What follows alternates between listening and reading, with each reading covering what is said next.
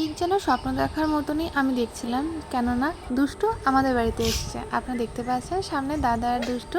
হ্যাঁ, দুষ্টুই এসছে আমাদের বাড়িতে। আর কেন এসেছিল আপনারা দেখতেই পেয়েছেন, তো সম্পূর্ণটা দেখতে থাকুন। এই যে এটা হচ্ছে আমার নাতনি হয়। আমি হচ্ছে শাশুড়ি। এই যে এই যে এটা কোনো দরকারই ছিল না। আমার নিয়ে এসছে, আমার ভালো লাগে তাই। দারুণ হয়েছে। এটা হচ্ছে কি ইক্কত শাড়ি, এই শাড়িটা খুব সুন্দর।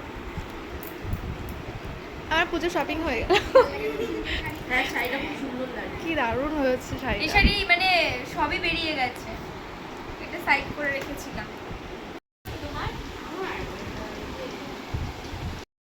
এই হচ্ছে আজকে আমাদের মিষ্টি মডেল হচ্ছে দুষ্টু। আজকাল বাড়ি চলে এসেছি। হ্যাঁ, আমি আলাদা করে পরিচয় দেওয়ার কোনো দরকার পড়বে না যে মানুষটা কে হয়।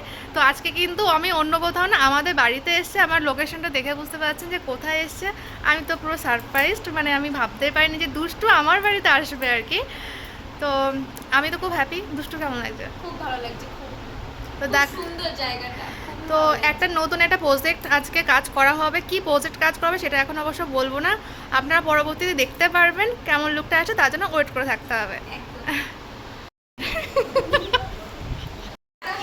দাদা আছে না, দাদা এই যে এই না, দাদার জন্য নিয়ে যাও। দাদার জন্য নিয়ে যাও, ওই যে আন্টি দিচ্ছে, দাও। আর দিদির জন্য ছবি কেন ভালো করে আর কেউ আর কেউ আছে?